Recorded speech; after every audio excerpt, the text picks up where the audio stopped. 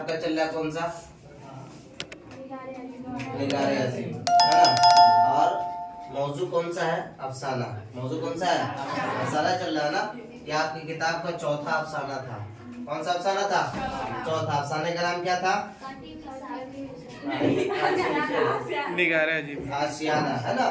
आशियाना में एक लड़का और एक बहू, उसके साथ उनके वालिदैन और उनके साथ 2 बच्चे, इन सबों का किरदार पेश किया गया है। उसके अंदर बताया ये गया है कि आदमी जब काम से बिल्कुल खाली हो जाता है, काम से बिल्कुल खाली हो जाता है, कोई काम नहीं होता है, तो एक जगह रह करके आपस की मोहब्बत में दरार पड़ने लगता है। आपका आपस की मोहब्बत में दरार पड़ने लगता है। इसी वजह से आदमी को चाहिए कि हमेशा वो कुछ न कुछ काम के अंदर मुलविस रहे। जैसे आपने पढ़ा उसके अंदर कि सिराज और उसकी बहू, सिराज की बीवी इरफाना और ये साहब रहमत और इनकी बीवी थी, ये सब अपने बच्चे के यहाँ रह रहे थे, लेकिन कोई भी काम नहीं था, तो इनको ऐसा लगता था कि हमारे लिए ये क्या है? कैद खाना है। क्या है?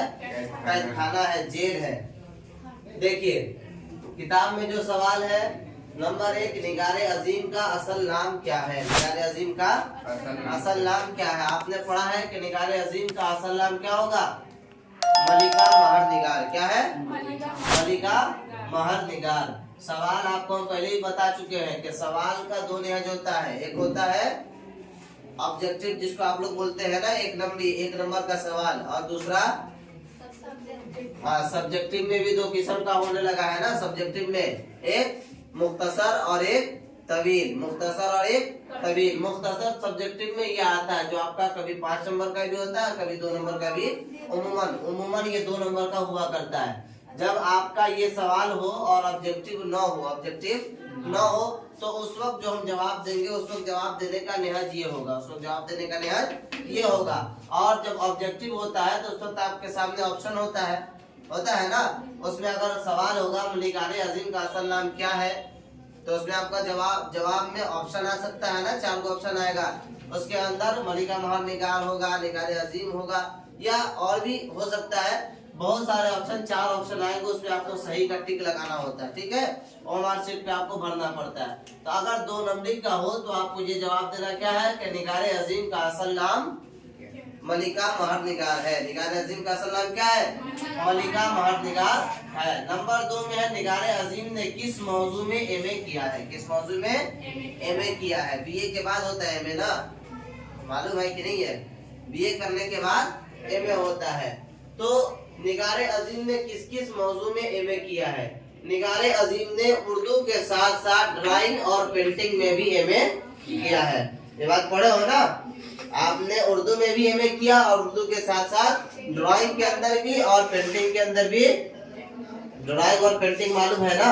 ये सब तो मालूम होगा तुम लोगों को। ड्राइंग कहते हैं किसी भी चीज को नक्शा देना, बनाना, है ना। और पेंटिंग, उसके अंदर कलर भरना, ये पेंटिंग कहलाता है। नंबर 3 में देखिए निगारे अजीम के अव्वलीन अफसानवी मजमूए का नाम क्या है? देखो इसके अंदर जो जुमला आया है, जुमले के ऊपर गौर करो। क्या आया है? निगारे अजीम के अव्वलीन अफसानवी मजमूए का नाम क्या है? यहाँ पे अगर सवाल हो सकता था कि निगारे अजीम के अव्वल अफसानवी मजमूए का नाम क्या है? अल्फाज पे गौर कीजिए। एक है अव्वलीन और एक होगा अव्वल। देखो अगर यहाँ पे आ जाता कि निगारे अजीम के अव्वल अफसाने निगार, क्या हुआ? अव्वल अफसानवी मजमूए का नाम बताइए। अफसानवी मजमूए का नाम बताइए। तो देखो अव्वल और अव्वलीन में फर्क क्या है? अव्वल जो है ये अरबी है। क्या है? अरबी लफ्ज है। ठीक है, और अरबी में 3 किस्म के आदाद है। कितने हैं? आदाद कितने हैं? 3 किस्म के, वाहिद, तस्निया और जमा। वाहिद, तस्निया और जमा। आप अगर दूसरे लैंग्वेज में पढ़ेंगे, दूसरे विषय में पढ़ोगे, तो उसमें क्या होता है? वाहिद और जमा होता है। क्या होता है? हिंदी में भी वाहिद और, है ना, वाहिद और जमा, और इंग्लिश में भी वाहिद और जमा, फारसी में भी वाहिद और जमा, उर्दू में भी वाहिद और जमा। लेकिन अरबी में वाहिद तस्निया फिर जमा। वाहिद तस्निया फिर जमा। अब नहीं समझे होगा, हम समझा देते हैं।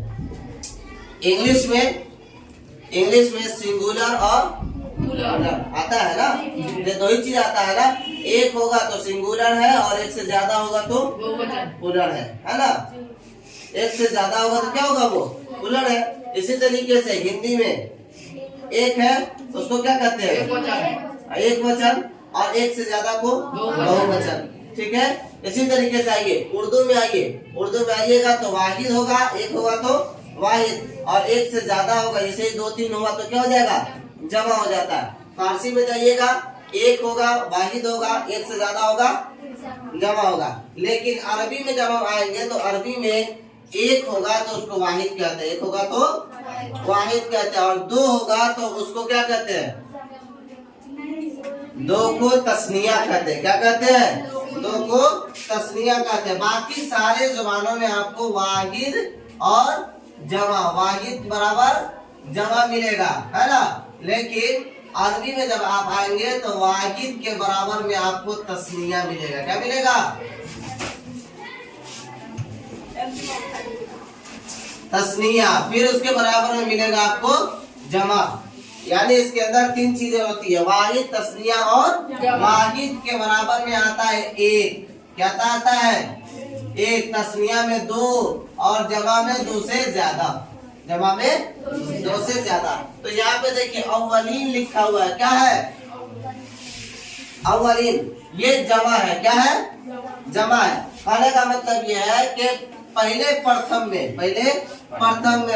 चरण में आपके कौन कौन अफसानवी मजमूए को शाये किया गया, आपके कौन कौन अफसानवी मजमूए को। अगर अव्वल होता तो हम जवाब देते निगारे अजीम के अव्वल अफसानवी मजमुआ अक्स है, अव्वल अफसानवी मजमुआ अक्स है, जिसको इशाअत कब किया गया, जिसकी इशाअत कब हुई है। देखो किताब खोलो, सबक पढ़िए। अव्वल अफसानी मजमुआ, इसके इशाअत 1999 मारेंगे ना कान के नीचे देखने के लिए बोले है ना। 1990 ईस्वी में अक्स को शाये किया गया, है ना। तो यहाँ पे पूछे अव्वलीन यानी एक से ज्यादा, अव्वलीन एक से ज्यादा का। अब इसके साथ साथ उसी के फौरन बाद 9 साल के बाद 1999 ईस्वी में एक और मजमुआ शाया हुआ जिसका नाम गहन था। जिसका नाम क्या था, इसका फर्क आप समझ गए। अगर पूछा जाए निगारे अजीम के अव्वल अफसानवी मजमुए का नाम क्या है तो हम क्या बताएंगे, अक्स। क्या बताएंगे, अक्स। और अगर सवाल आ जाए निगारे अजीम के अव्वलीन अफसानवी मजमुआ का नाम क्या है तो फिर हम बताएंगे कि निगारे अजीम के अव्वलीन अफसानवी मजमुए का नाम अक्स और गहन है। अक्स और एक से ज्यादा हो गया ना, ये उर्दू में जमा हो गया, एक से ज्यादा हो गया। समझ में आ गई बात। अब इसको याद रखिए कि अक्स कब शाया हुआ है, 1990 ईस्वी में। कब हुआ, 1990 ईस्वी। और गहन कब शाया हुआ है, 1999 ईस्वी में। समझ में आ गई बात, इसको ध्यान में रखिएगा। उसके बाद देखिए निगारे अजीम का मजमुआ गहन कब शाया हुआ। निगारे अजीम का देखो सवाल में ही जवाब आ जाता है, कभी कभी सवाल में ही जवाब आता है। देखो अब आपको मालूम चल जाएगा कि अक्स और गहन। देखो अगर दिमाग ज्यादा उलझने लगे तो आप इसका भी जवाब दे सकते हैं ना, हो सकता है ना। निगारे अजीम का मजमुआ गहन कब शाया हुआ, निगारे अजीम का मजमुआ गहन 1999 ईस्वी में शाया हुआ। अब यहीं पे अगर ये भी सवाल आपका बन जाए कि निगारे अजीम का मजमुआ कौन सा, अक्स कब शाया हुआ, अक्स कब शाया हुआ, तो इसका जवाब क्या बनेगा, 1990 ईस्वी। ठीक है, 1990 ईस्वी में शाया हुआ। आ जाइए निगारे अजीम का सफरनामा, निगारे अजीम के सफरनामे का नाम क्या है। सफरनामा आप लोगों को हम बताए थे पढ़ने के दौरान। सफरनामा किसको कहते हैं, आदमी हालाते सफर को जो बयान करता है, हालाते सफर को, सफर जो करता है उस सफर में उनके क्या हालात पेश आए, कहाँ वो गए, कहाँ क्या किया, तो उन हालात को मुख्तसरन वो बयान करते, उसको सफरनामा कहा जाता है। सफरनामा छोटा भी हो सकता है और बड़ा भी हो सकता है। तो निगारे अजीम के सफरनामे का नाम क्या है, गर्दे आवारगी। क्या है, किताब में पढ़े हो ना, गर्दे आवारगी। क्या है, निगारे अजीम के सफरनामे का नाम गर्दे आवारगी है। अब देखिए आपके उस चैप्टर में, निगारे अजीम का चैप्टर खोलो, निगारे अजीम का चैप्टर खोलो, खुला हुआ तो ये कहाँ दिमाग कर रही है। देखिए आपके निगारे अजीम के चैप्टर में ऊपर देखिए क्या लिखा हुआ है, देखो क्या लिखा हुआ है, पढ़ो पढ़ो बैदा पढ़ो।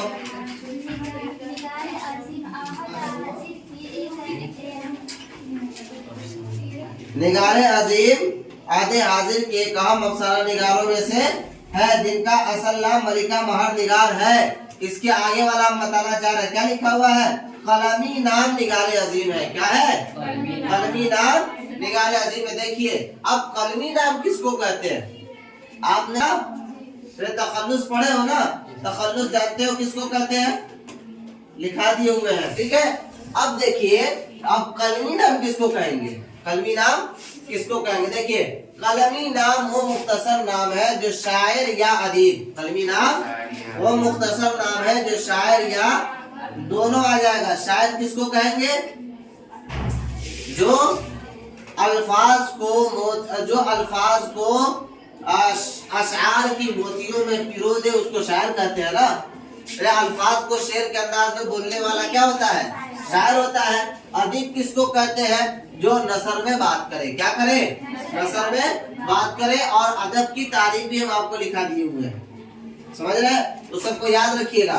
तो अदब की तारीफ, अदब के मुताबिक किसी भी लिटरेचर को तैयार करने वाला अदीब कहलाता है। समझ में आ गई बात। तो कह रहे कलमी नाम वो मुख्तसर नाम है जो शायर या अदीब अपने असल नाम के बजाय रख लेते हैं, असल नाम के बजाय, हाँ असल नाम है लेकिन शॉर्ट में लिखने के लिए क्या करते हैं, छोटा बनाने के लिए छोटा से एक नाम रख लेते हैं। वो शायराना जो उम्मन मुख्तसर होता है, वो शायराना नाम जो उम्मन क्या होता है, शायर के अंदर खास तौर से इसको इस्तेमाल किया जाता है, और वो मुख्तसर छोटा होता है। और शायर इसका इस्तेमाल शेर में करता है, कब करता है, अक्सर और बेशतर शेर में इसका इस्तेमाल। मसलन अल्ताफ हुसैन का हाली, अल्ताफ हुसैन का हाली।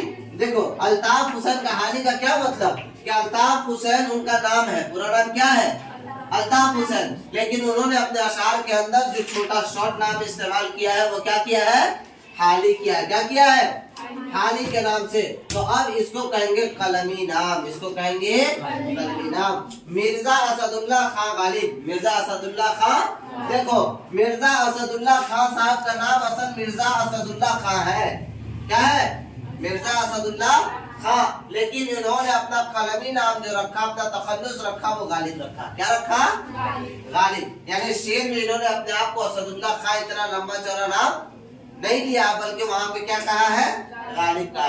इसी को तखल्लुस भी कहते हैं, इसी को, ये आपको हम लिखा चुके हैं, ये तारीफ लिखा चुके हैं, लेकिन ये अल्फाज बदल करके आया, इसी वजह से हम आपको बता दिया। देखो तखल्लुस को कलमी नाम भी कह सकते हैं और तखल्लुस भी, समझ आ रही बात ना, इसको कलमी नाम भी कहेंगे और तखल्लुस भी, दोनों एक ही चीज है, हल्का फुल्का सा डिफरेंट हो जाता है। तखल्लुस हमेशा जो इस्तेमाल होता है ना, तखल्लुस इस्तेमाल वो शेर के अंदर ही होता है, तखल्लुस किसके अंदर, शेर के अंदर ही होगा।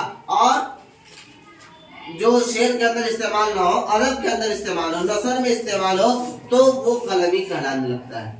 एक हल्का सा बुनियादी फर्क है, थोड़ा सा, क्या है कि तखल्लुस वो जब भी इस्तेमाल होगा वो शेर के अंदर होगा। ये कहो कि जो भी शॉर्ट नाम शेर के अंदर इस्तेमाल शायर करे उसको तखल्लुस कहेंगे, और जो शेर और अदब दोनों के अंदर इस्तेमाल किया जाए वो कलमी नाम कहलाता है। समझ आ गई बात, इसको नोट कर लीजिए।